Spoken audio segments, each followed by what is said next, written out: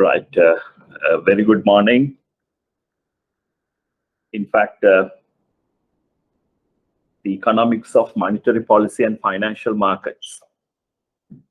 This is a subject we are going to discuss starting today. For the duration of this semester, most likely we will have about 13 to 15 lectures. That's the normal duration of these classes. And we probably cover very interesting and very timely as well as highly practical aspects of a basic understanding that you gain through economics that you have covered, or for that matter, even if you have not covered economics in your previous attempts, we would be taking through some of the basics and then applying them in terms of how these been applied in financial markets, financial decision making, as well as from the perspective of applying them in a central banking per se, as well as you probably make investment decisions like. So it is not only targeting that your examination, but this program would basically give you some insights into real life decision making with respect to financial assets one would be interested in looking at. But the structure of these discussions, as we move on, you will get to know with greater details that I'll be anyway sharing a very comprehensive handout every day, every discussion. You will get the handouts. Some of these items that I have referred in the handouts are very much the discussion and in widespread public domain in terms of financial discussion in recent times, and also from a perspective that some elements that I would be trying to highlight would be available for you to read through in general press, media. I mean to say both electronic now, then of course the social media, as well as in terms of print media, and also in wider discussion in a greater economic sense by a number of people in a kind of a general perspective, but you probably get into kind of a details as we try to understand. So the references, how the classes, and how the more or less the structuring of discussions, you will get to know as we discuss and move on. And from your side, I always expect you to participate on a regular basis, and also intervene where possible in terms of raising clarifications, raising questions, and also giving insights of what you all think as active participants throughout the program. Unfortunately, we don't have a physical setup yet, given the pandemic circumstances and the restrictions with respect to health measures that we had to adhere. So we would not be interacting on a direct basis, but would be on a virtual basis until we see things improve, and we'll be able to kind of have physical arrangements in the IBSL or any other setup that the IBSL would be interested in. So that's basically what I wanted to brief you at the very beginning. And from examination perspective, as far as IBSL is concerned, every semester the pass rate of this program is very high compared to the average of the IBSL. So you can cross-check these details and you can figure it out. But from a perspective of not only the examination, some of the elements that we discuss here would be very useful in terms of how you wanted to plan some of your future career direction, as well as if you're already in a financial industry or financial intermediary, probably you would get to know things much more clearer, with clarity, and also with economic sense in terms of interpreting things. By saying this, you probably have the access to handout. We'll go through the handout and try to elaborate things. When you see this program, you probably see that many news items that you come across in the financial press. When I say Federal Reserve here, that is the Central Bank of US. You could replace it with, let's say, Central Bank of Sri Lanka for that matter, right? So you can have this central bank, right? They come out with an announcement that they reduce the interest rate, okay? In the case of Sri Lanka, the name of the interest rates would be different to what you see in the Federal Reserve's case. Federal Reserve is the US Central Bank. They look at a rate called Federal Fund Rates. In Sri Lanka, that is overnight deposit rate or overnight lending rate. We have two rates, okay? And they announced that this is being reduced by a 1/4 percentage points. 1% has 100 basis points. So 1/4 percentage points is 25 basis points. Okay, so when we discuss as much as possible, if you come across new terms, if you are not familiar, some of you might already familiar with some of these words that I'm using. If not, try to kind of note them down. That is very useful. And that will show that you know at least something about these financial markets and financial discussions. Okay, a percentage point has 100 basis points. And in simple highlighting, we usually put basis points as BPS, BPS. So it is 1/4 percentage point means 25 basis points. Okay, so when the central bank reduces the interest rate, this is policy interest rate, what effect this have on interest rates on number of economic activities? Right? You might be interested in having purchasing a motor vehicle or building a new house, or even you have plans to take a function like weddings, whatever. Okay, so you probably see here the decision of the central bank, how this would influence all these decisions in terms of economic activities. Okay, whether the decision of the central bank makes your future economic decisions that you wanted to enter into is affordable. Okay, or will that make it easier or harder to you to get a employment going forward, because economic activities due to the decision of the central bank get energized or get kind of reduced because cost of financing adjusts with central bank decisions. Okay, so these are all the things that you will argue, you will try to recognize, you will try to interpret as we move on throughout this discussion, right? So this being said, this course that we are trying to go through, in fact, a subject, this provides answers to these and other questions by examining how financial markets, when I say financial markets, there are financial assets. Okay, the markets in which financial assets trade, these financial markets, right? So if you are not familiar with some of these jargons, please take down very briefly. The financial markets are nothing but the markets in which financial assets trade, right? So that is enough from my perspective. If anybody knows that, he knows what is financial market is. Okay, so it's assets which trade in the market. But to trade these assets, you also require financial institutions or financial intermediaries. These are nothing but banks, insurance companies.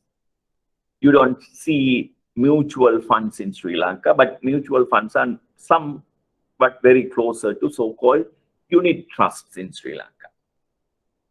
Right? So you are a little bit familiar with unit trust. I believe it is very much in line with mutual funds that you probably see in advanced economies. Okay, so this course try to answer the kind of questions that we raised by looking at the central bank's decision to reduce interest rates, by examining how financial markets and financial intermediaries work, by examining through these central bank decisions what happened to the economy. There are various channels through the economy could get influenced. One is money. Okay, so we are looking at this from a monetary policy perspective. Okay, and the economics, basic economics you have learned would be very useful all throughout this discussion. Supply demand functions that you are familiar with, supply demand curves.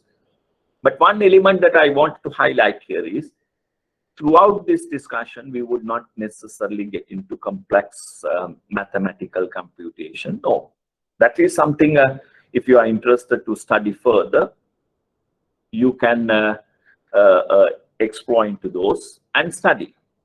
But here, basic direction, basic foundations, understanding would be explained, through which you will try to understand how the functionalities are, just how the functionalities work. Okay. And what is interesting here is not only the financial market, but also financial institutions affect all your lives every day. Okay. And also this involves huge amount of funds being moved from one place to the other. Okay. In a global sense, many trillions of dollars.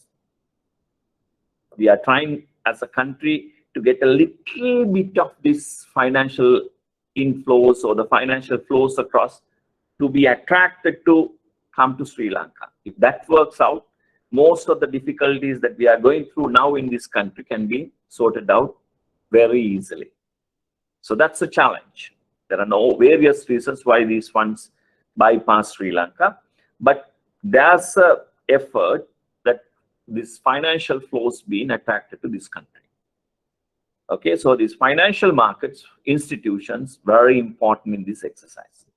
Okay, so through these fund movements in economic activities, which in effect impact the businesses, their profits, the production of goods and services in the country, and ultimately the economic well-being of everybody in this jurisdiction. So this is broadly a perspective that we will try to understand, go through in this program. Okay, so more clearly, if we put this into a much more clarity perspective, you see, we examine how financial markets, where you see bonds, bond is one of the most sought after assets in the financial market, the stocks and foreign exchange markets. That's what we try to examine this. But I doubt I will get into more details of foreign exchange market given the time duration of this program, but we will try to touch upon. Okay, then we look at how financial institutions, the banks, investment houses, and insurance companies work. That also an important element, because institutions are important in this exercise, right? So to see how they work, this is very important. Then also we look at the role of money, right? When the money stock increases, what happened? When money stock decreases, what happened? And effectively, you probably hear these days, everybody is talking about money printing, right? There are a lot of debate, a lot of discussions, right? But effectively, if you get into details, all around the world, there is a facilitation in terms of so-called quantitative easing arrangements. Quantity of money available for economic activities being expanded by almost all the countries, given the disruption to economic activities driven not only by the pandemic, but also due to a slowdown in economic activities. But interestingly, in the Sri Lanka's case, you can get into certain elements of examination to say Now everybody was arguing on 28th of this month, there's a 208 billion of rupees printed, right? So effectively, would that has increased the quantum of money available in the economy. Under normal circumstances, if you print money, yes, that get into the economy and circulate. But if you look at central bank's website itself, on 28, there is an increase of 208 billion. On 29, there is a gain reduction of 208 billion. This is purely an balance sheet adjustment arrangement. There is an element called provisional advance in the Monetary Law Act. I'm not going to get into those stuff to confuse you all, but very simply, to facilitate that, there is a book entry arrangement to increase the central bank holdings. That means central bank has given the money to the government. Government has to pay that provisional advance. The government has settled. So effectively, you created money on 28. Immediately, that money has been paid back to central bank. So there is no increase in money supply in the economy. So the provisional advance was settled. But the following day, again, central bank extended the provisional advance to the government, and the government made use of that money and settled the treasury bills they purchased the previous day. Again, no impact to the money in the economy. The quantum of money available in the economy has not changed. But when the money increases, moves, the volumes differs, there is impact in the economy. So that's the kind of one element we would look at it in this exercise, in this study. Okay. And then we look at how central banks work, what their businesses, right? What role they play, and the impact of their actions on the other macroeconomic activities, right? So you know microeconomics, you know macroeconomics, you probably studied a bit. But if you have not, you don't need to worry, because these elements that we are discussing would give you some insights, how the elements change. Economic variables like inflation, economic variables like employment, GDP, interest rates, how these things change through central bank's action. Okay, so you see these elements being looked at in this exercise. And I'm following one textbook in this program.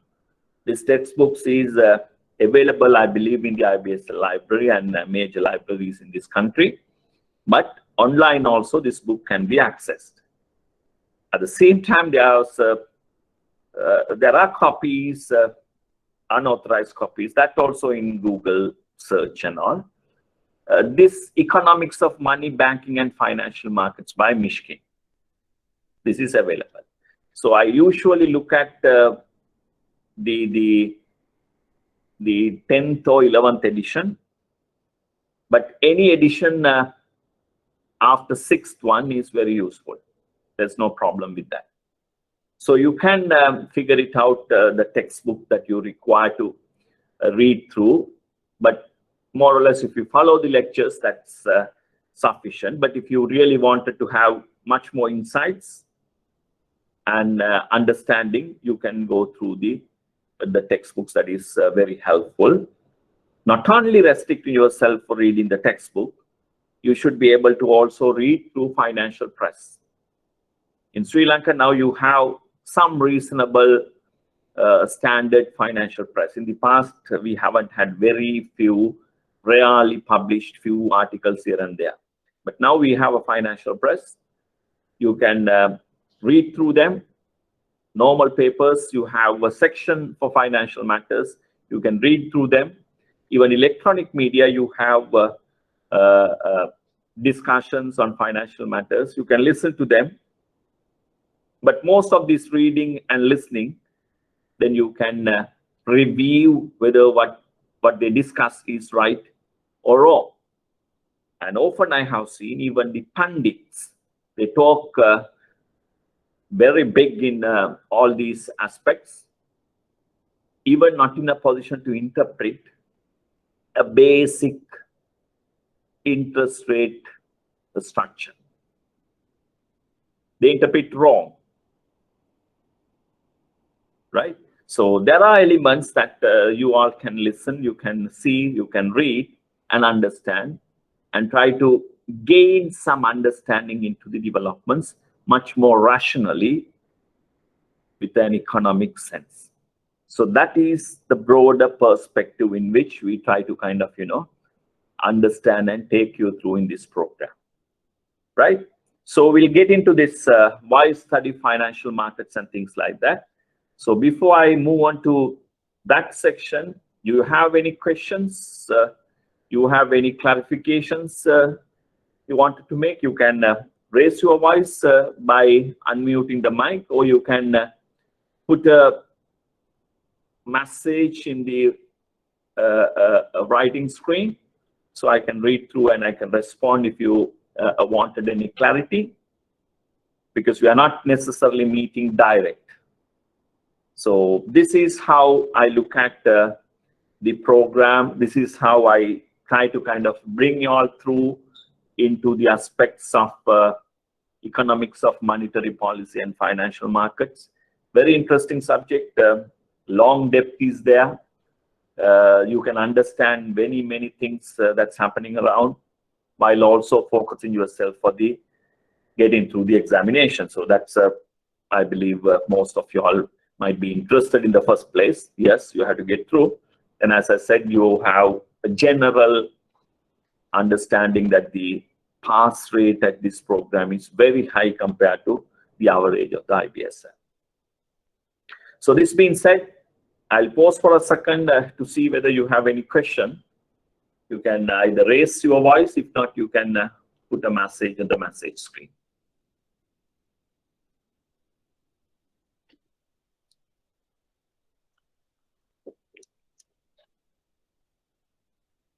Right. Until you all pass a message or raise a question, I'll just take through the other elements. And there's also some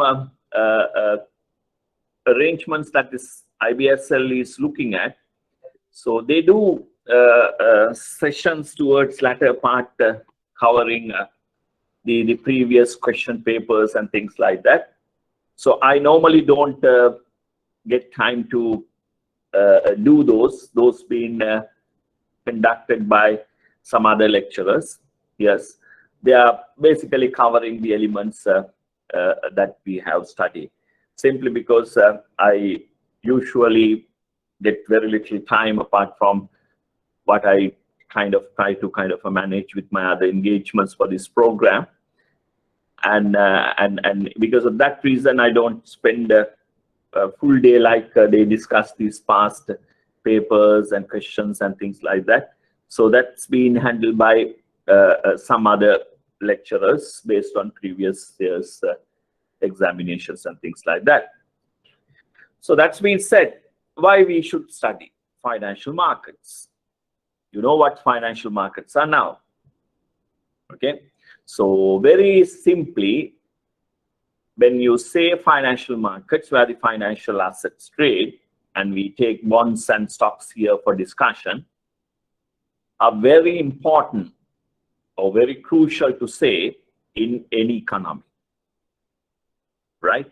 So these financial assets are very crucial for economic well-being. Okay, so why these financial assets important? You probably see the very conventional, the foundational basic savings that you make at financial intermediaries. That's one element. Yes, that's also very important. But more affluent markets try to kind of channel funds through financial markets, not just by deposit taking by financial intermediaries. So these markets that we are talking channel funds from savers to investors. Savers are the entities, right, who has excess resources, and these resources that pooled by these savers being channeled to the investors who require resources to expand their economic activities, business activities.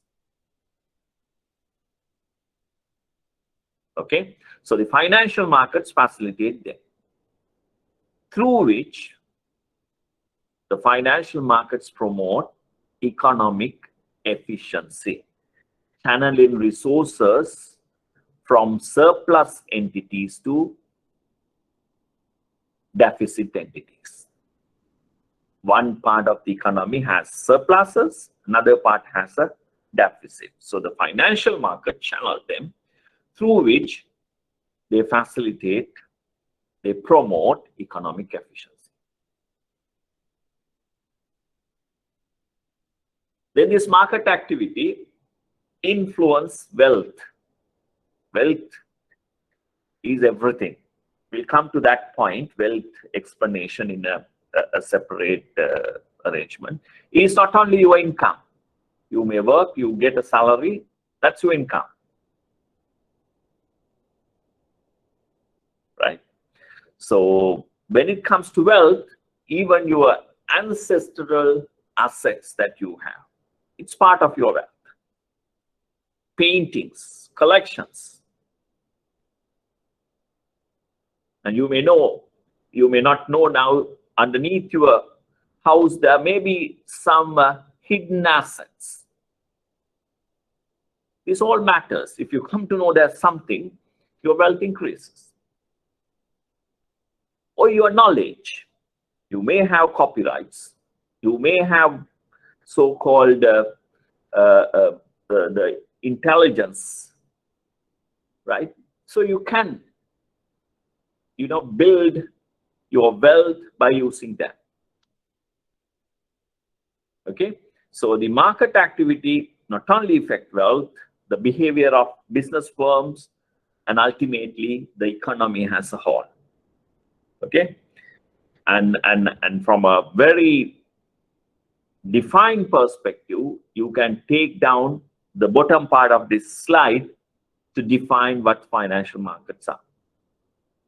Okay, so to say that by bringing in the markets in which financial assets trade, you have now brought in the element of resource surpluses, resource deficit into the equation, right? Into the economic activities through the financial market, and saying financial markets as markets in which funds are transferred from people to firms who have excess of available funds to people and firms who have needs of funds.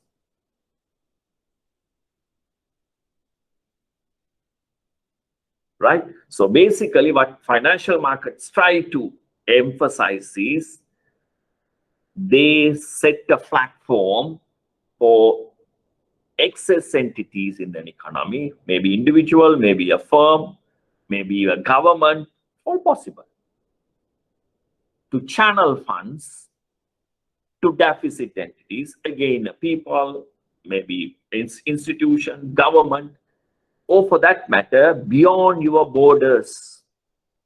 That's what international financial system come into play.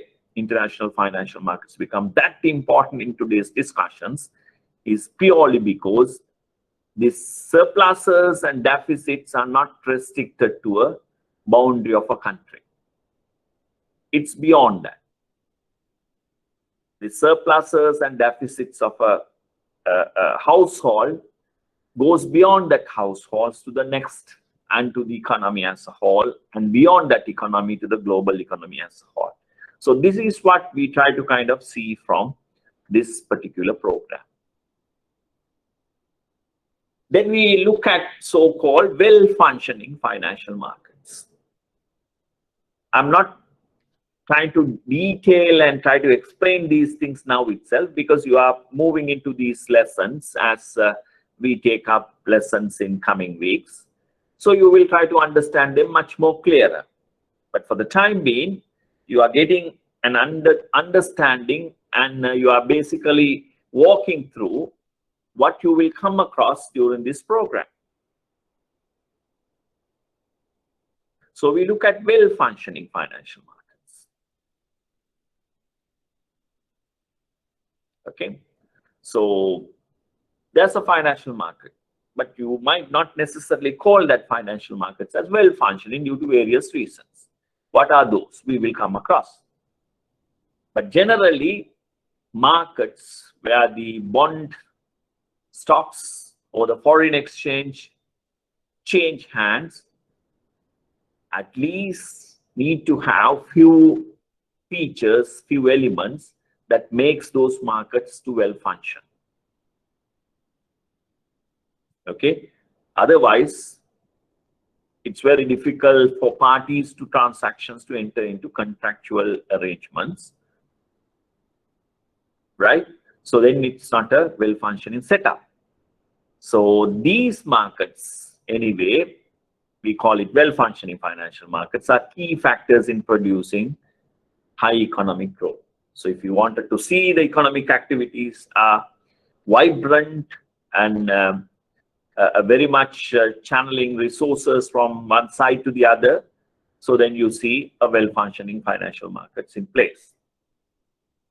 Okay, so as I said at the very beginning, we will briefly examine these markets, some of these statistics to give you insights to conclude that these are reasonably functioning, and how we will examine them throughout this course, and how these markets operate from a perspective, right? So this is the kind of a focus that we will take in this program. Then we talked about bond markets, right? So in bond markets, bond is one element, but it's broadly the debt markets. Everybody is talking about debt these days, right? So these debt markets, or within that main market is the bond market. Okay, bond is a financial asset, financial instrument. We will try to kind of detail them as we discuss and move ahead, right? If I try to explain it now, you probably would not have the incentive or the motivation to listen to me when I come back and try to take you through. So I will try to be very brief here. So to say that this debt market is mainly comprised of bond market, yes, throughout all around the world, bond markets are the big player in the debt market. And these markets allow governments, it's not only the individuals or the corporates. The biggest borrowers in bond markets are the governments, not only in Sri Lanka, but even in US, right? So to facilitate these agencies, governments, corporations, and individuals to borrow, to source resources for their operations, sourcing resources from the market, right? So there you see, in a bond setup, in a debt market setup, whether it's an individual or a corporate or for government, or for that matter a government, these are borrowers. What they issue is a security. Let's say government security. When you say government security, the most sought after government securities are treasury bills and treasury bonds. So these borrowers, the governments, corporations, they issue a security. Even individuals, they can, but it's to a great extent limited in a setup. So when it comes to financial markets, where debt markets are concerned, the main element is bonds, where these borrowers issue a security. And the security is called a bond. What this bond is, right? So that bond that the borrower has issued, it is a promise. He makes a promise to the investor that he will make payments of interest and principal over the period of this particular bond. But what is interesting here is, please underline the word timely, timely.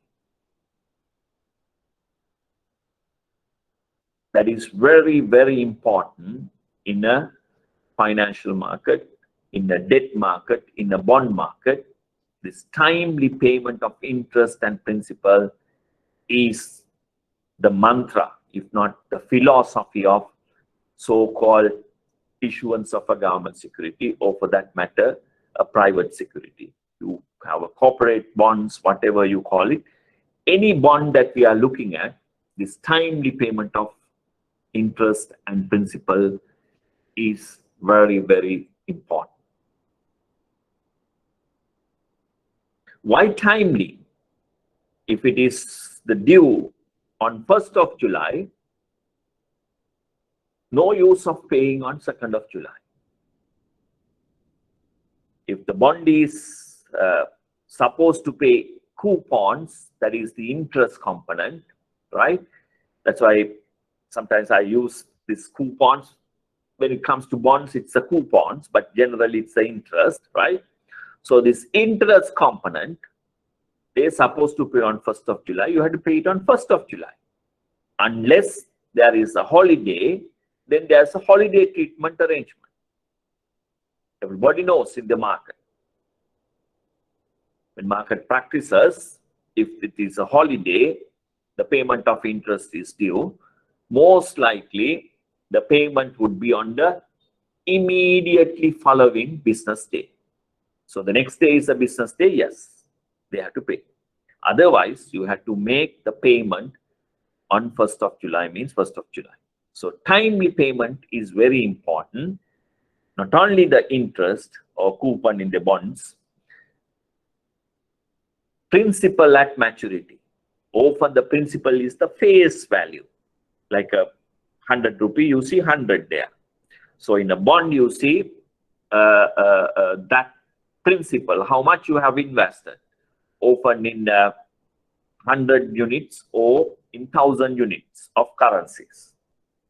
Right? In some countries, it is 1,000 units. Some countries, it is 100. In Sri Lanka also, it's 100. That's the face value.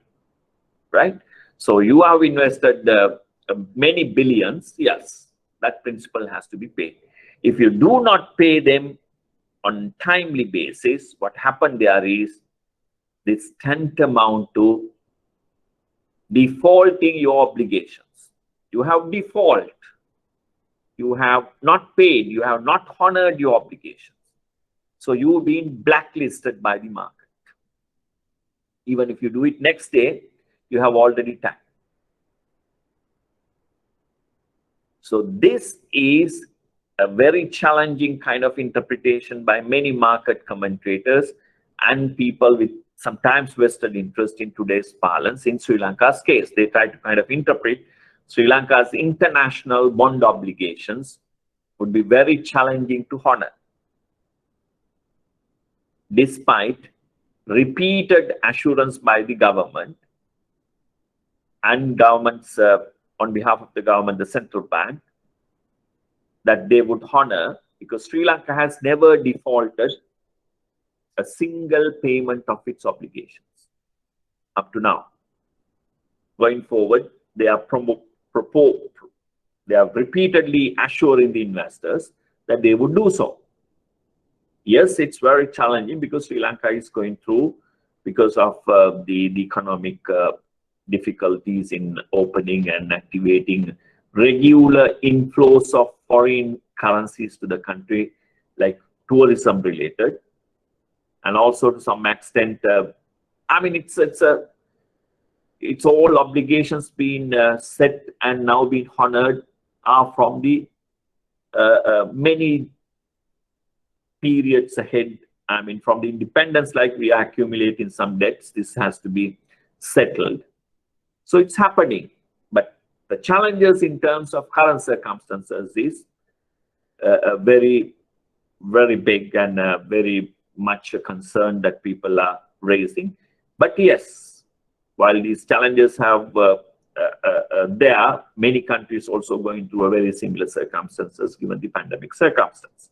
But what is important here is the payments in the bond market or the debt market, which requires to be timely, okay? And these are both interest and principal. And this has to happen, right, over a period of time defined as duration of a bond investment, or duration means here the maturity time period. So if it is a 5-year, principal has to be paid as per the instrument features on the 5th year. That means on the maturity time with the due interest component. But the interest payment of these bonds are happening throughout this lifetime on a periodic cycle. Maybe it's a 6-month period, maybe it's a 3-month period, maybe it's an annual time period. We will get into those as we move into the bond market, and we'll try to discuss those stuff in detail. Okay, so the debt markets, and the other important component of this debt market is the interest rate. So the interest rate is nothing but the cost of borrowing.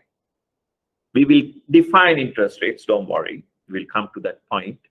But basically, it is the cost of borrowing. Okay, so invariably, if you are living in a rented house, the rent is your cost.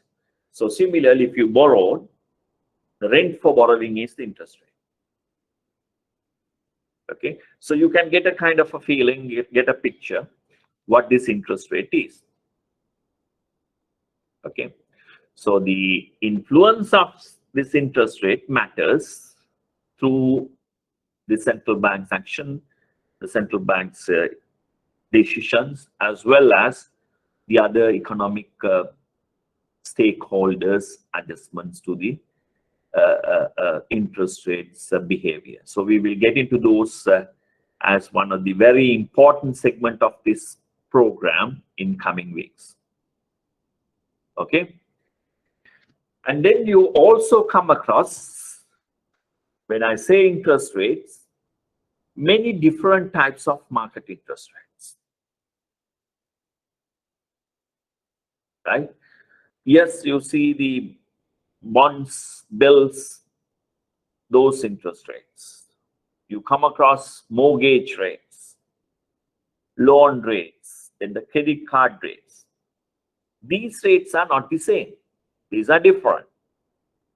And then you also see in the financial markets, the shortest end of the interest rates, you call it overnight rates. In some countries, they call it call money rates. In Sri Lanka, it's a call money rate where the market participants can borrow and lend without any collateral between them. That is the call money market. So there is a money market. Then you see a bond market. It differs. And we will come to these markets and how these interest rates differs, why these interest rates differs, on what basis these interest rates differs, right? All in our discussions of these interest rates. But interestingly, the level of these interest rates are important. Level means, for instance, the height, right? A little kid might be only 1.5 feet tall. A teenager may be 5.5 feet tall.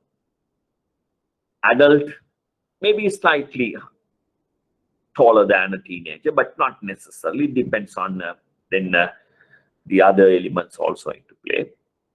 But level is very important. When the general interest rate structure for a given period of time may be higher, may be lower comparative. There are a number of other elements play a role in deciding this level, height. Now you don't see in Sri Lanka, we talk about a treasury bill, treasury bond interest rates of 20%. But yes, in 80s, in early 90s, and even at the time of the last phase of the civil conflict in 2008-9 period, the rates were close to 20%. But since then, rates have adjusted, and now the treasury bill rates are around 5%. Treasury bond rates are depends on the duration. 5-year rates are about 7.5% or less. But even in the case of US, in early part of 1980s, the mortgage rates were 13%. But now the mortgage rates are quite close to 3% in US.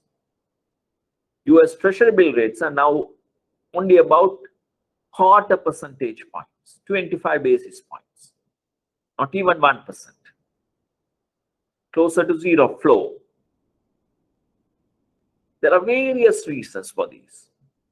So we'll try to analyze them.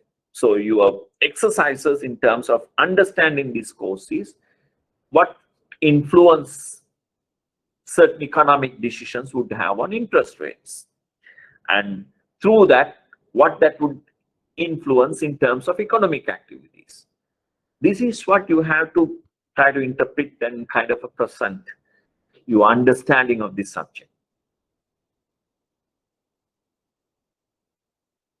Okay, so you see this elements of these bond markets and interest rates being discussed because this is a very, very important area in financial markets, and we are interpreting things from economic perspective. Okay, so any question before I move on and elaborate further?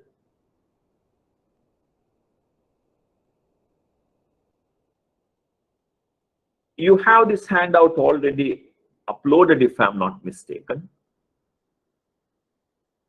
You have access to this handout, and you all will regularly have these handouts being shared prior to the class, if not before starting the discussion. I usually send it the day prior to the discussion, but there may be some updates that happens here and there, and then it's on the same day prior to the discussion. So you get these handouts, and I believe already IBSL would have uploaded for this course this handout. Okay, so you see these elements that we are discussing now, and you getting to know much more detailedly as we move on with these discussions. Okay, as I said, the bond market and the interest rates are very, very important elements all throughout this program. We will repeat them, we will discuss them in greater details because that matters. So when you say a bond market, as I said, the borrowers issue a security. A security is a financial instrument. And this financial instrument is nothing but a claim on the issuer's future income or their assets. So you invest today, you get a security, right? So the security is guaranteeing you, or that is a claim on that issuer, that you can claim from the issuer based on his future income. So you invest in government security, government treasury bond, government treasury bill, and government would pay you based on future income it receives through taxes or fines or sale of assets, whatever, through its receipts. Similarly, if you invest in a corporation, you invest in any other type of a financial intermediary or an agency. So you look at that institution's future income flows and the fallback, what the assets they already hold. There may be institutions, they issue government bonds, not government bond, institution issues corporate bond, yes, right? So these corporate bonds without having any assets now. Then if that's the case, all these new venture capital firms, new business activities, they all come up with issuances of bonds without building an assets. But the proposal and the business venture is so promising that everybody see they have a very nice income flow in the future, right? So when you see this income flow, people invest, right? So it's a claim on their future income or assets. So based on that element, right, there are a lot of levels of the investment analysis that we make in the form of risk, credit rating, and things like that in coming discussions. But what I'm simply saying is, when you say a security, this is a very important element of a bond, okay? This is a financial instrument that is nothing but a claim on the issuer's future income or assets, right? Then when you say a bond, it's a debt security that promises to make payments periodically for a specified period of time. Payments include both interest and principal at maturity.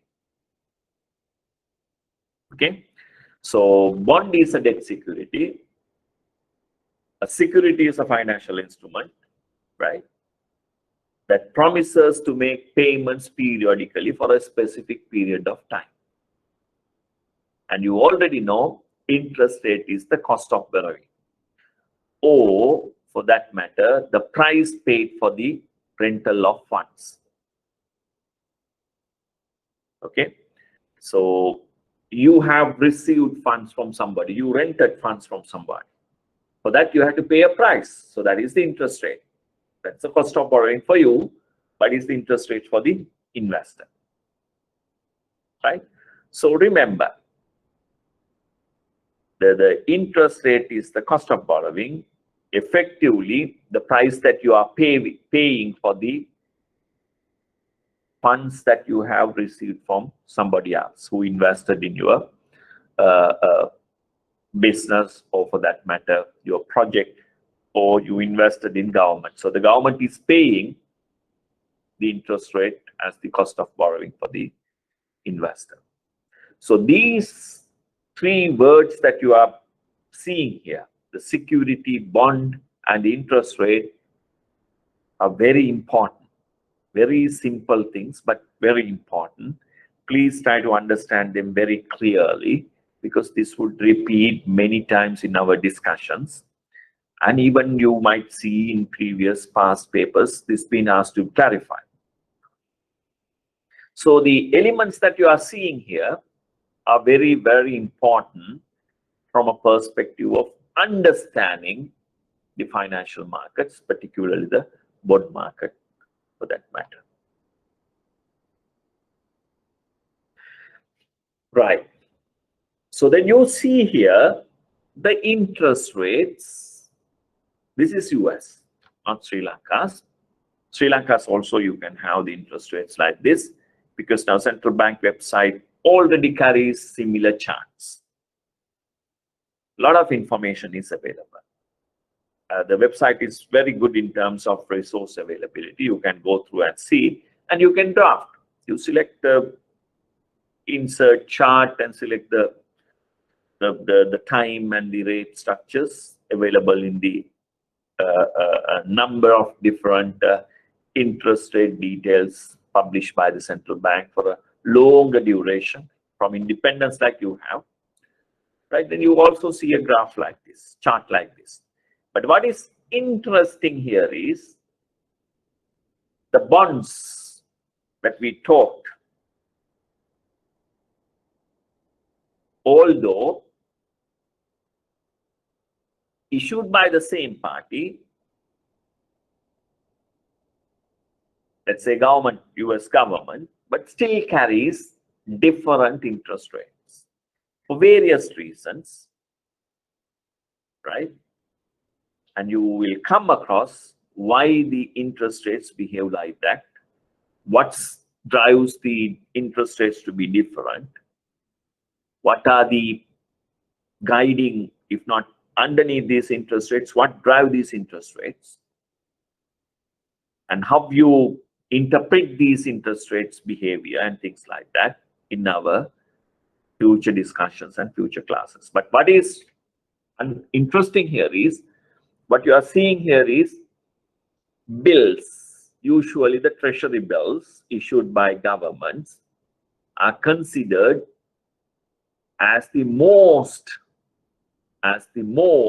liquid, if not most risk-free, default risk-free, because governments cannot default its own currency financial assets. That's understanding, because they can print money or raise taxes and pay their obligations. Please understand, their own currency. If it is rupee denominated, government can even print and honor, or raise taxes and honor their obligations. But foreign currency, they can't do. That's why a lot of discussions happening in Sri Lanka's case now, right? But interestingly, these treasury bills are also offered in financial markets for different maturities. 3 months, 6 months, and 12 months are the common maturities of treasury bills. In the case of Sri Lanka, the 3 month is known as 91 days. 6 month is known as 182 days, and 1 year is known as 364 days. We issued in terms of number of days, effectively 52 weeks, 26 weeks, and 13 weeks in Sri Lanka's case. 3 months are calendar duration in US case. So that's the difference, but basically the duration is very much the same. Okay, you see treasury bills. Then you also see US government bonds, usually called as US treasuries, UST. One of the most sought after financial instruments by the world. Everybody is trying to invest in US papers. So that's why US has a higher demand, and everybody prefers US currency, because it's the global currency for whatever, right? So there is almost no problem when it comes to US to raise funds, but it's also mindful how to maintain their deficits and financing programs. But what is interesting here is you see the differences against bills in terms of the bond interest rates that you are witnessing here. The bonds issued by US varies from 2 years to longer durations, even up to 50 years. But generally, most sought after bonds in US is the 10-year and 30-year bonds. Okay, these are benchmarks. Benchmarks, we will learn about these things as we discuss. These bonds carries often, under normal circumstances, higher interest rates than a treasury bill, simply because the element of duration. Longer the duration, in the case of bonds, carries higher probabilities of uncertainty. That's why they have to pay a higher interest rate. We will come to risk-return characteristics, then you will be able to learn these things. But for the time being, I'm just highlighting uncertainty is higher when the duration is longer. Please remember that. Right? Uncertainty is higher if the duration is longer. So for in your instance also, you are certain what you would be doing this afternoon in the evening, but still it's uncertain because anything could happen. Okay, but from now to tomorrow, the certainty is reasonably high compared to now to 1 year from now. Many more things could happen now to one years from now. If you look at 30 years from now, you are very uncertain where you would be, but you have a kind of a direction. So that's why I said when the duration is longer, uncertainty is higher. So to compensate that uncertainty, you have to compensate those investors to take that uncertainty, right? You generally see interest rates of bonds are higher than interest rates of bills. Bills are shorter in duration compared to bonds. But you also see here, at times, here you see, in early 1980s, short-term treasury bill interest rates are higher than long-term bond interest rates. There are elements why short-term interest rates are higher. These are policy-induced. That means central bank has, during this period, for sure, raised the interest rates in US, mainly to fight inflation. So you are looking at a high inflation scenario here.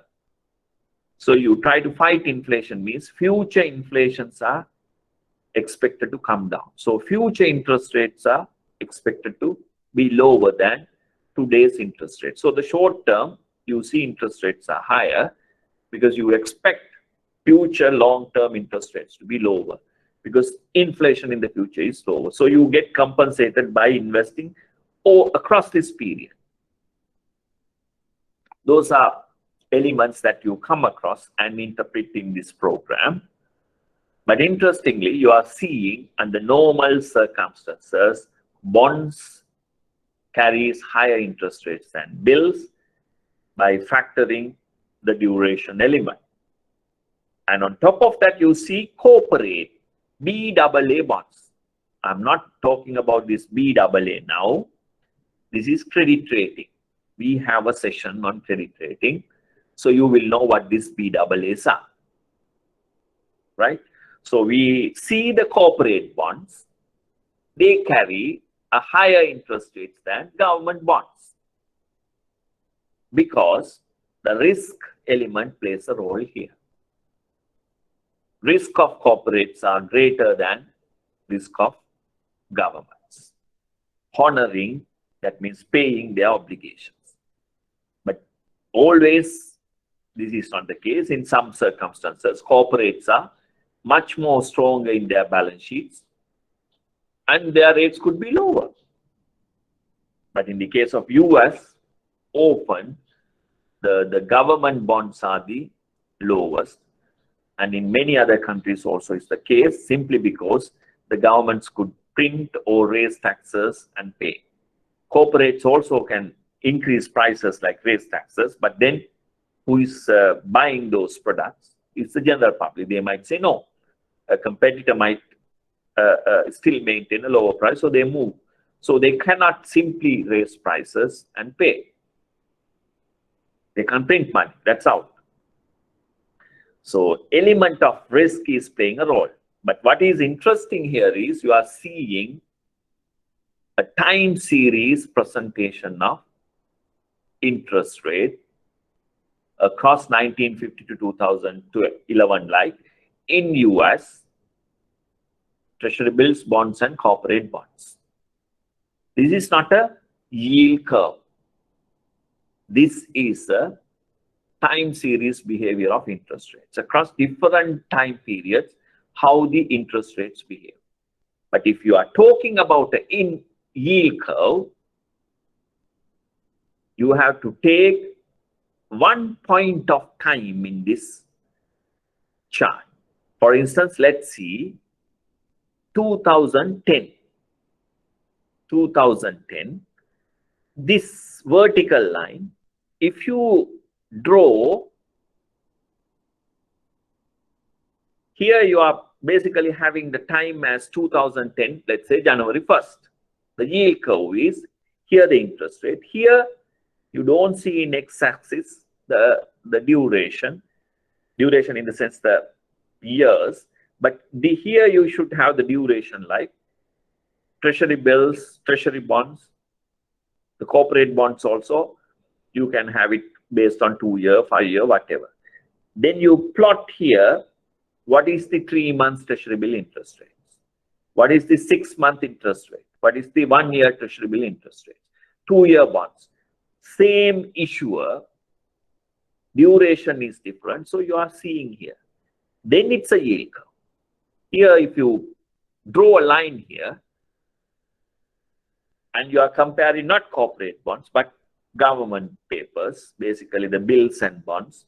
And bonds also, you have number of maturities. Here, we just took long-term bonds, right? And then you draw a line, that is a yield curve. Sometimes I was mentioning to you, there are pundits, they come and talk, they interpret this also as a yield curve. It's not the case. This is a time series interest rates behavior of treasury bills, bonds, and corporate bonds. A yield curve at any given moment of time, right? Identical risk characteristics, financial assets, interest rates behavior presented in a duration x-axis or a duration matrix. So that's a yield curve. You don't need to worry about that, but I'm just highlighting you. Just seeing this, you also might think this is a yield curve. No, this is a time series analysis or the presentation of interest rates. Yield curve is a vertical line of a similar risk characteristics assets. So the government papers you take together, you see government securities yield curve on 28th of June, 1st of July. So then you see short-term rates tend to be lower than long-term, higher maturity period rates, showing that so-called uncertainty-driven interest rate, this higher interest rates I was explaining, characteristics under normal circumstances. These yield curves could be upward sloping, downward sloping, or flat due to various reasons we will be studying. So I'm just highlighting those elements also now itself for you to see that you will come across those in our discussions in coming weeks. Very, very interesting and very, very useful in today's context for you to understand, not only for the examination, but also for your investment decisions, as well as in terms of understanding what's happening broadly in markets, financial markets. Please remember that that type of understanding would definitely help you in many ways. Right. So what you are seeing here is the government of Sri Lanka's international sovereign bond yield rates. Right. So this is also a behavior of the yield rates across different time periods. This is the ISB yield chart. The ISB means international sovereign bond, right? So what you are basically seeing is the case of Sri Lanka. These rates are increasing in recent times, right? Due to various reasons, general pattern of these across frontier, emerging market, developing economies, very much similar, but some emerging market, frontier economies, they have somehow adjusted their yield rates to come down due to other various reasons. So just a kind of a explanation here to say that maturities, you go down here, you are basically lengthening the maturity. That means the duration increases, longer duration from shorter duration. So what you are basically seeing is the interest rate also increases, right? So the element, I was explaining that longer the duration, higher the uncertainty. So the investors require some compensation for that. So that's the element that I'm trying to explain here in terms of government of Sri Lanka's international sovereign bonds that is trading in international capital markets. These rates that you are seeing here are very much of 2018-19 levels. If you look at today's levels, I will show you in the next lecture or two, it is very much higher than this because a number of other uncertain related factors have built in with all these COVID related developments and other things. So it has very much increased. It's double-digit numbers now, right? So these are the elements that you had to understand and try to interpret why the rates have increased. So what's the uncertainty factors? So you will try to kind of learn and try to interpret them from economic sense when you start studying this program. Right. So that's mainly the bond markets and the interest rates that we would touch upon and detail in our discussions. And now the stock market. Any questions before I move there?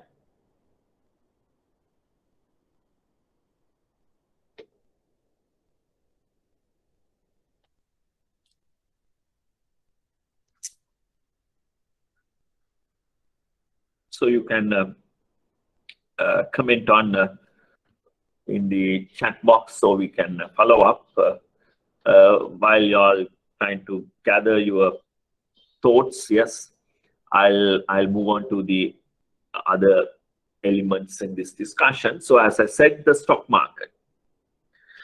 We touch upon stock market also, not getting into the stock market portfolio analysis things. If you are interested in, you can do another course because that is where you would do the compilation, computation, all kind of things. But from a broader perspective, what you are seeing in a stock market is the common stocks. These are the common shares. Stock, you can call it shares. Generally parlance, you also talk about shares, share market, stock market, no different, right?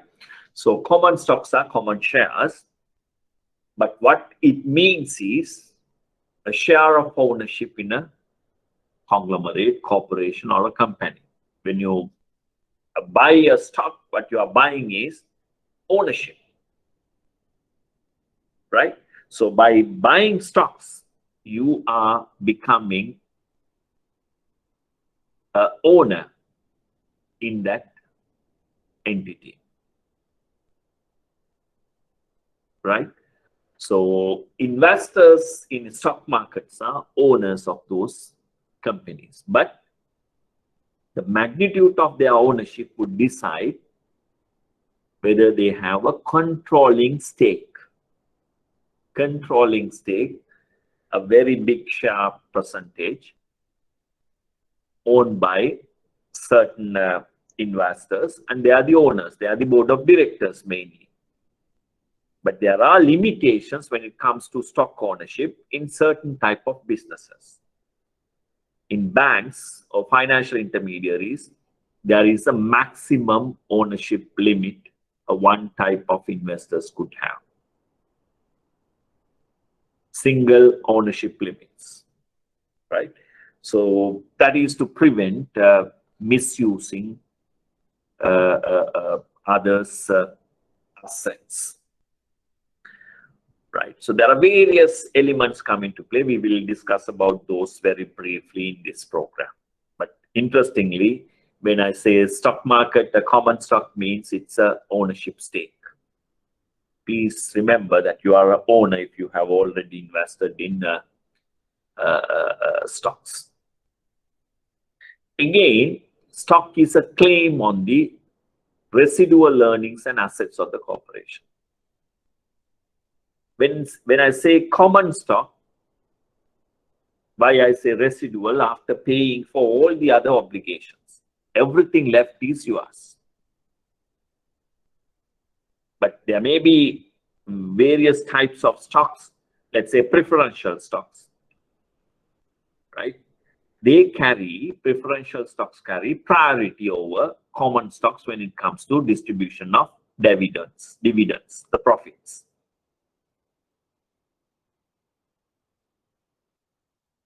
But what matters here is sometimes the preferential stocks carry an agreement every year, 5%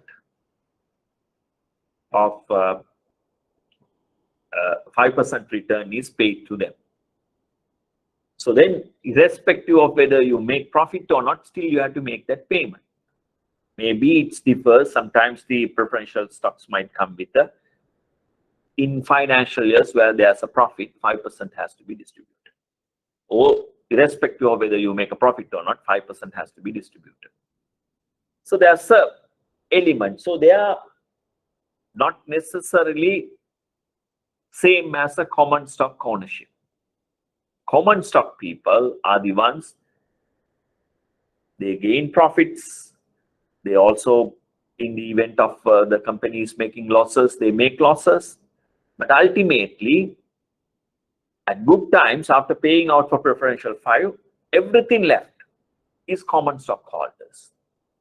Maybe that may be 35%, 40%. It depends on how much profits that you made during that financial year. And all the assets of the firm, the buildings, the machinery, the goods in transit, goods in stocks, everything is yours. You are the owners. Even if you have one stock, you are the owner. You have a claim over the assets of that company.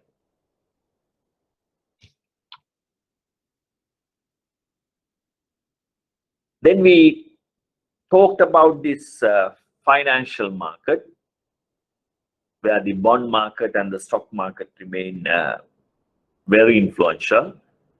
We also require to understand the other element of the financial market, that is the financial instruments. Next one is the financial intermediaries or the agencies. They are also playing, they also play a very, very important role in financial markets. The banks and other financial institutions are generally called as financial intermediaries. They act as a middleman, intermediary. They borrow funds from people who have saved and make loans to other people. But remember, this is the conventional financial intermediary function. Conventional, traditional. But in today's context, the financial intermediaries' functions have evolved very much beyond the conventional, right, deposit taking and lending function.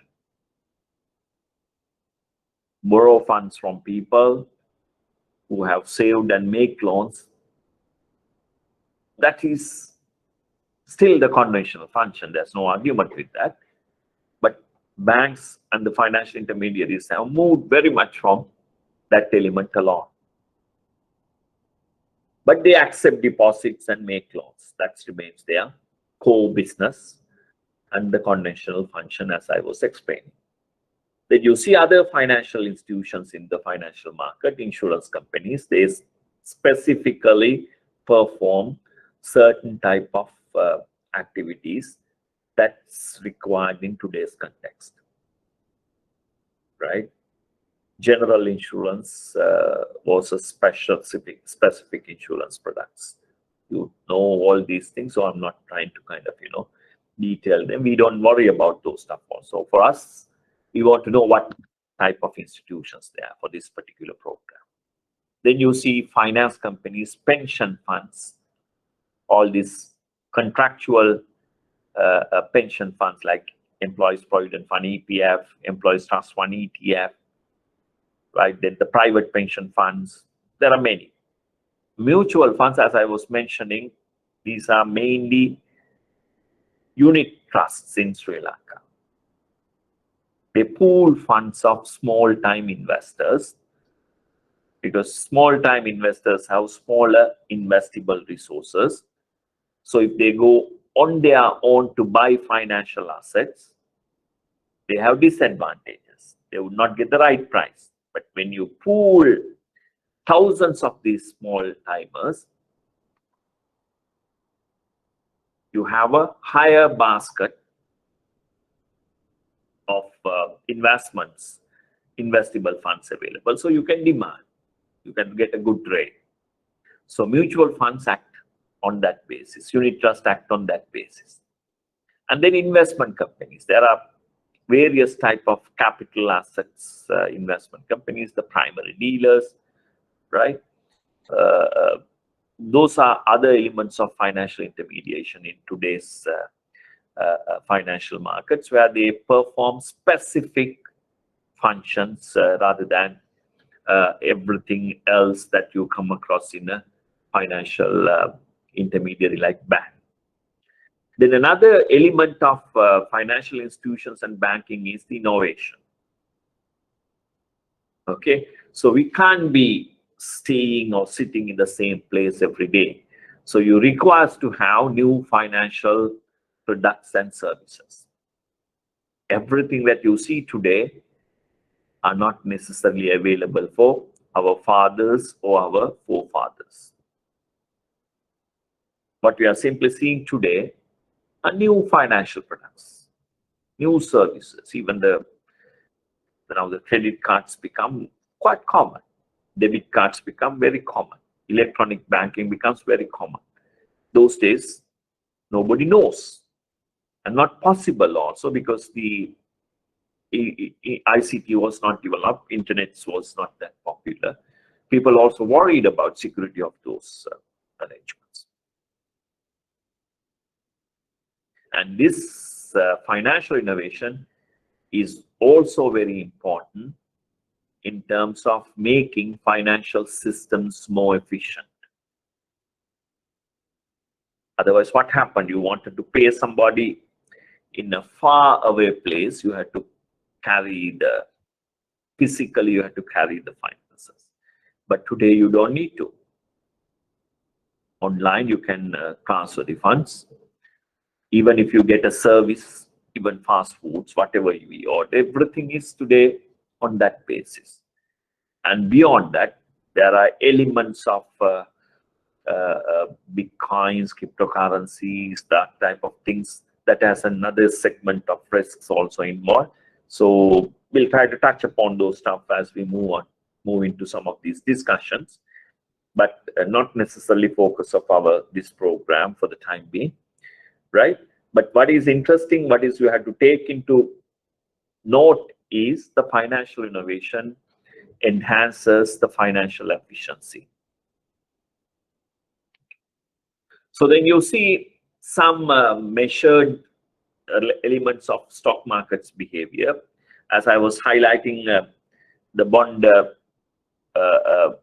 how the interest rates behave across longer duration. Here also you see stock prices or the stock market's behavior measured in terms of indices, stock price indices. So you basically set up the index. This is like even the inflation, CCPI, NCPI, right? So you have an index. You make the index to the 100 at a particular point of time, okay, base period, and then you see how these stocks behave. So if it is 100 in 1950, you see it's almost reaching about, now it's about 18,000 levels, right? It's a little bit volatile in recent times, but what you are basically seeing is by 2011, like it's very much around 15, but now in 2020, like it's quite closer to 30,000 level. So anybody who invested $100 in this stock index in 1950 now has about easily about $30,000, because this price index has behaved. So this 10,000 is actually, you had to bring it from here. 2010 is about 10,000, and then it's moving like this. That's what I have put it separately, because it's a continuity of the chart in two different time horizons. And some changes also happened after the so-called financial crisis. We study about financial crisis of 2008-9 very specifically in our discussions. So you see these elements of index is behaving, and the trajectory, despite the volatilities in the short term, ups and downs, these are swings right? But generally, over the period of time, it is heading north. It is increasing in value. Right. As I said, the financial crisis. Before that, any questions?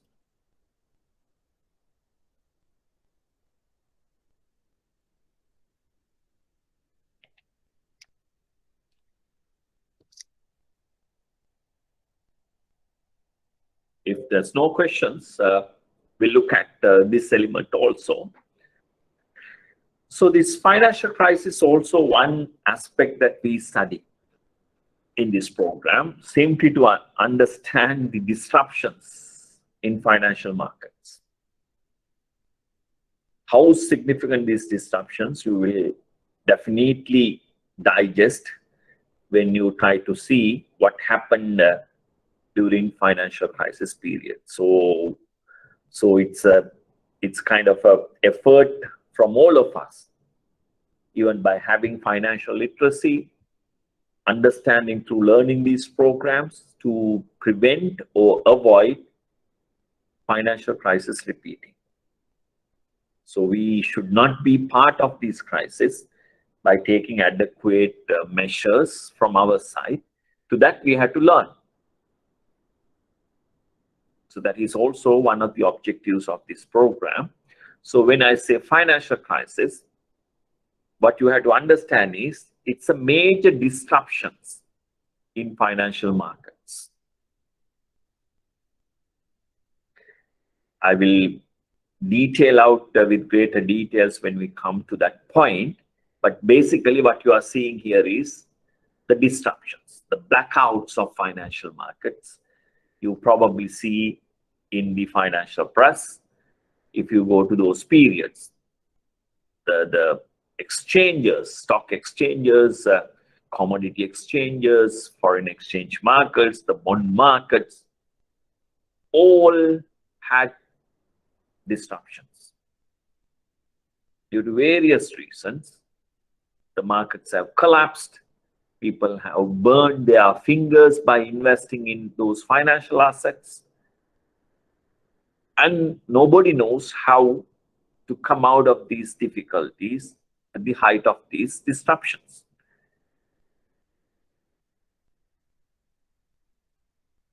Very challenging circumstances characterized by sharp declines in asset prices. All the financial assets prices are collapsing. If you have 100 now, probably the immediate next few minutes, you probably see the prices are crashing down. And the financial and non-financial firms are fading. Because whatever the assets that they have invested, losing value means those financial and non-financial firms' net worth is declining.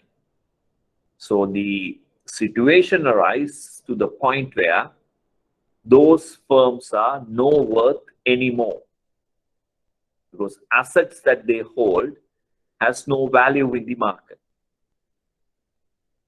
Even if there is a value, there's no buyers in the market. Everybody is sellers.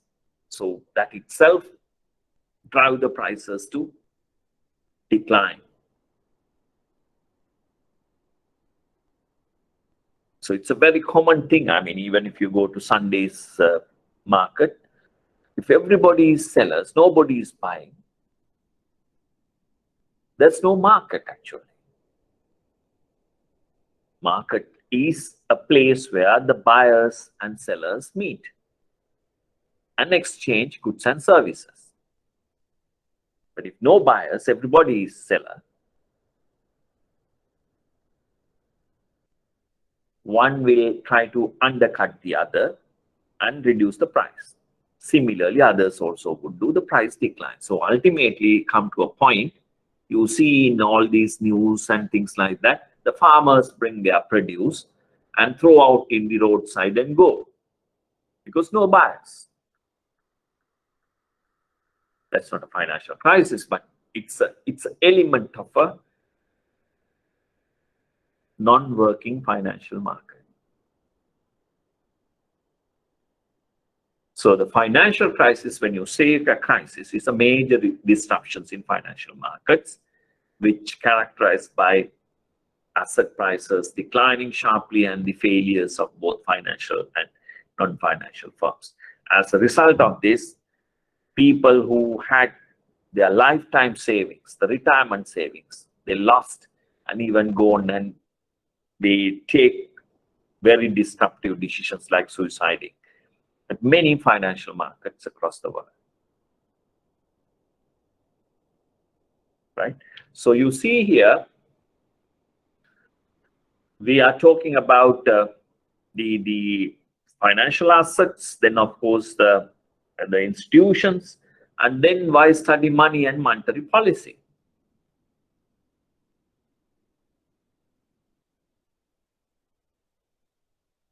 Because the evidence that we know from the literature and the actions that we are very familiar with in terms of the operational developments and what we are seeing in markets, financial markets, that the money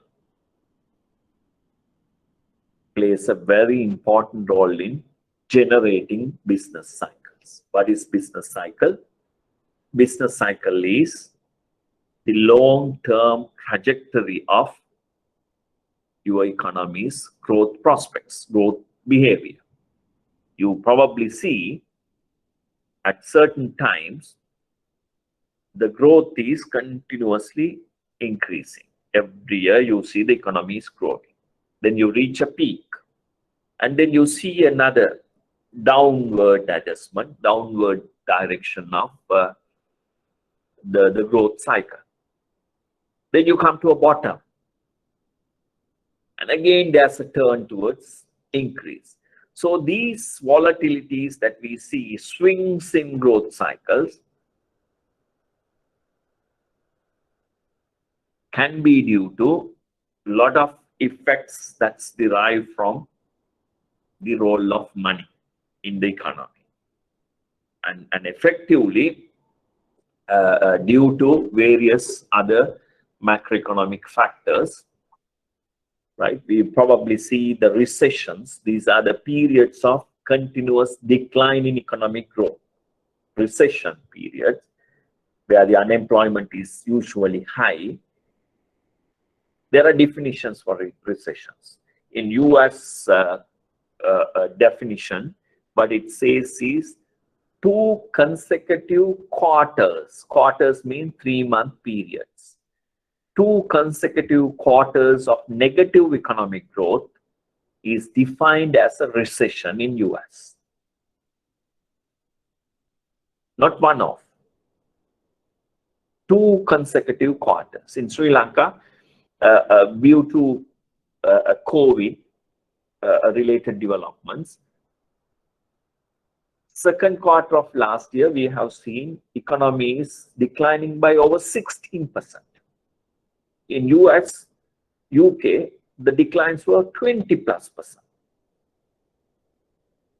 But then the third quarter, there was an element of reversal. But those are economic recessions. All the world has experienced economic downturns because of the pandemic.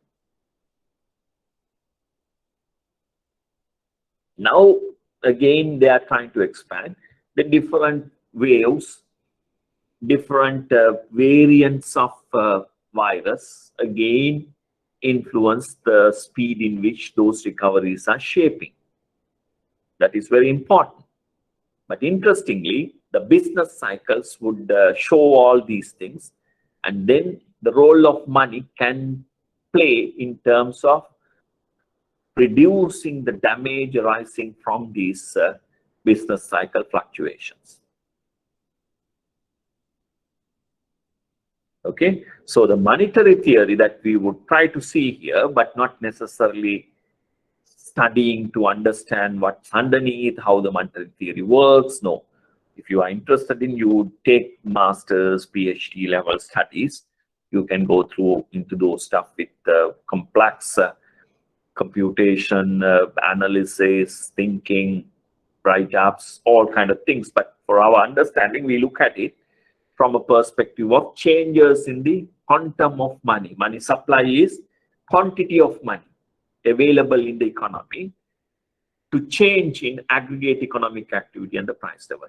Through the quantity available, the aggregate economic activities, what would happen to these, and through which the price level, that is nothing but the inflation.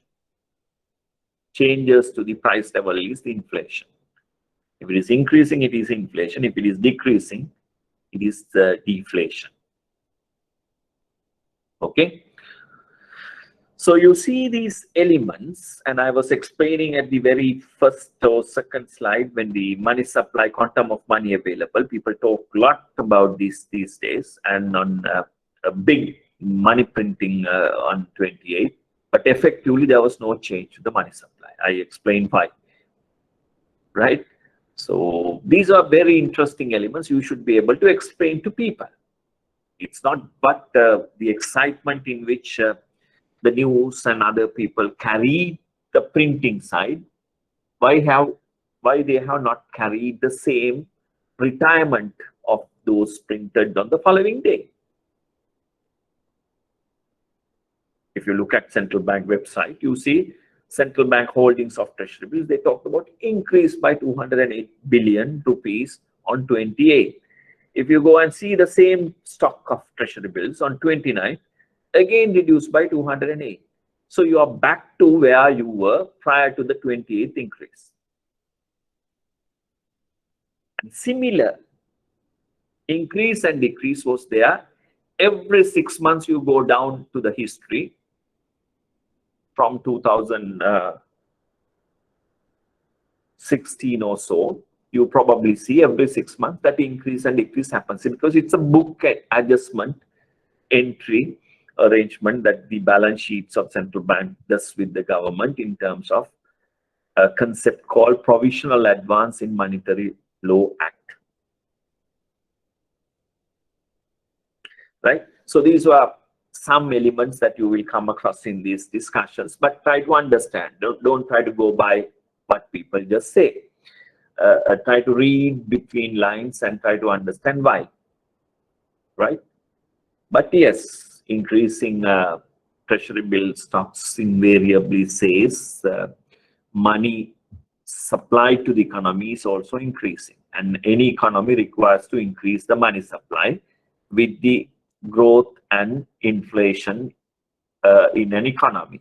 But beyond the level of that is not good. That would create inflation, right?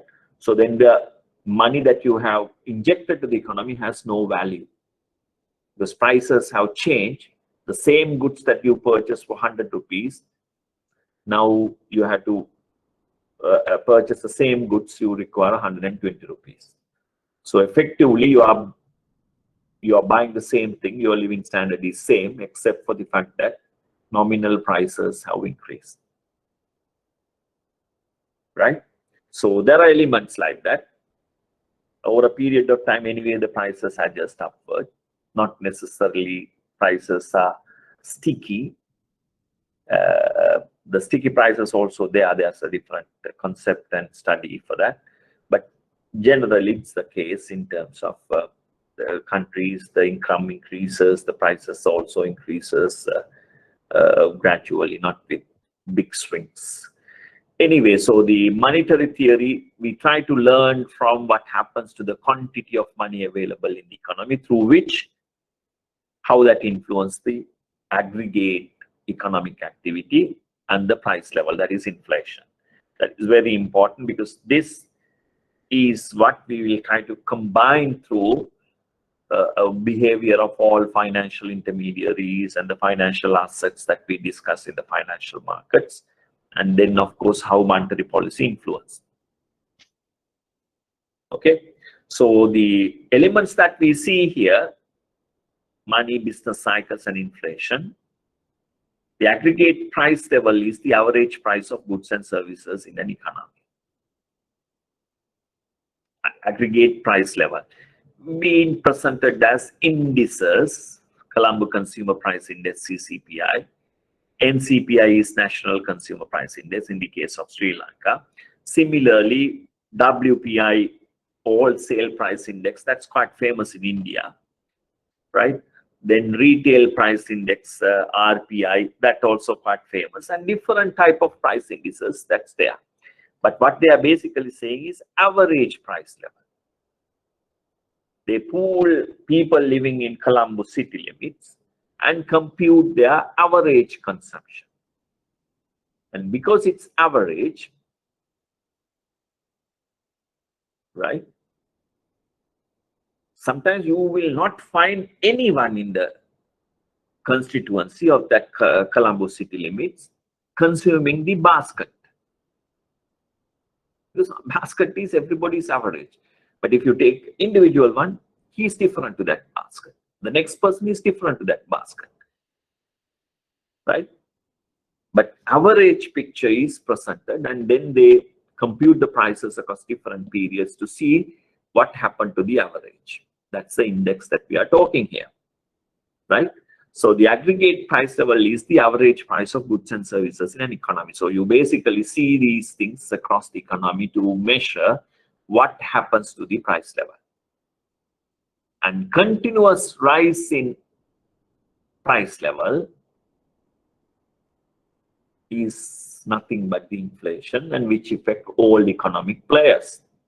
If you are a salaried employee, your salary would not change, but now you see all salaries have a component called cost of living allowance. So the changes in inflation gets a little adjustment in the salaries that you receive, but not to the extent probably the inflation would have changed the price structures. But there is element now, the movable element being brought into the price or the salaries now being computed in formal organizations. If not, you are a contractual and pay being fixed for a duration. Price changes, particularly increasing price levels, would have repercussions to bring down your well-being. Okay, so the important element here is the literature shows there's a connection between money supply and the price level, but to great extent in recent literature since 1970s, like the strength of money supply to increase the price level has reduced. The correlation has weakened.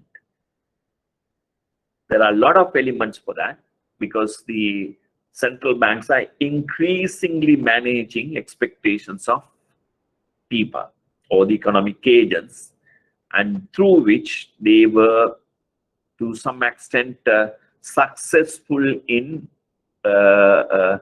managing significant swings in price levels. For instance, in Sri Lanka, despite all the discussions and things that people might have, we have not seen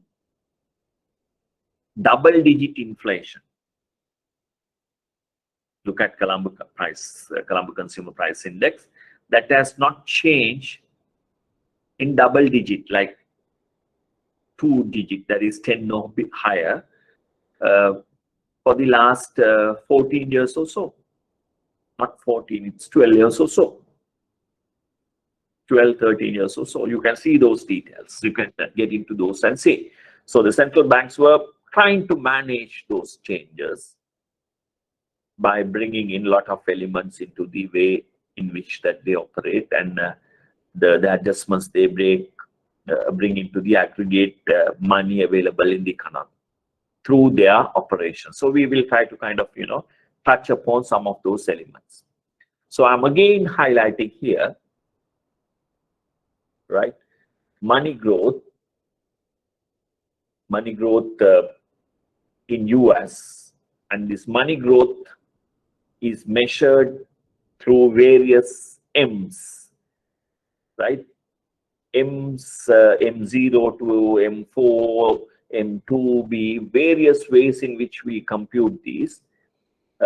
We will talk about those stuff, but it is nothing but you add different variants available in the economy into the basic, let's say, currency in circulation, that is plus reserves by banks with the central bank.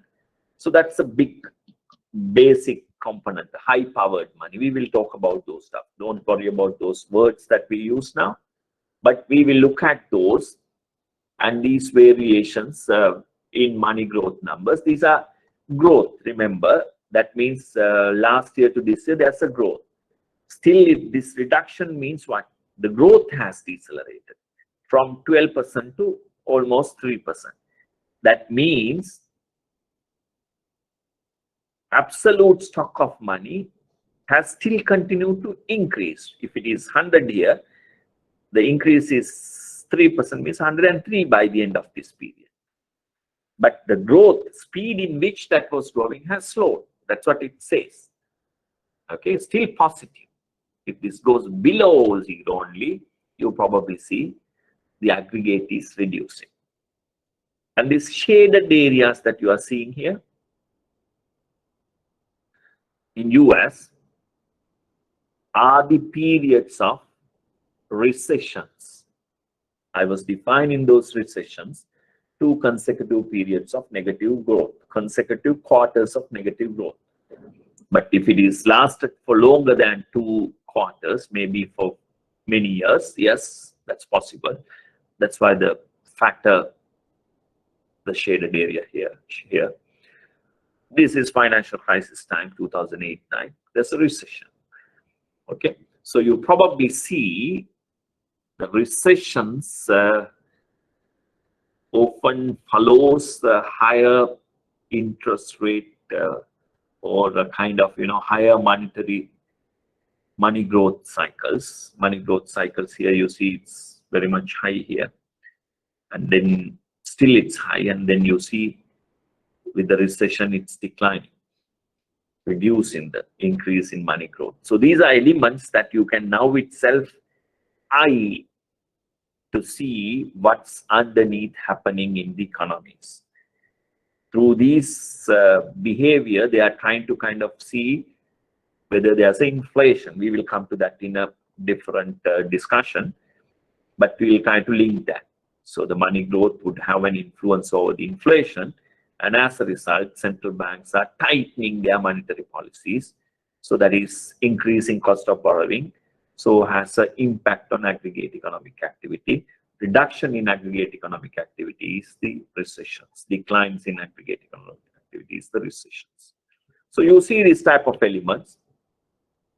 Here you see money supply and aggregate price level behavior. We'll come to this point. We'll come to this point. Any questions at this point? Because I simply see this is a good point for me to stop this week's discussion, and I can start linking the discussions that we had with this chart, and then bringing in price level, the inflation into the equation, and then move on with the discussions that we are having. So any questions at this point before I stop the class at this point and try to start our discussions next week, 8 o'clock in the morning? Yes. So we can start at that point of discussion. You can have the handouts. We will get another handouts most likely next week. So we can start from this point next week in our discussion. And stay safe. If you don't have any questions to ask, we can stop at this point. Thank you.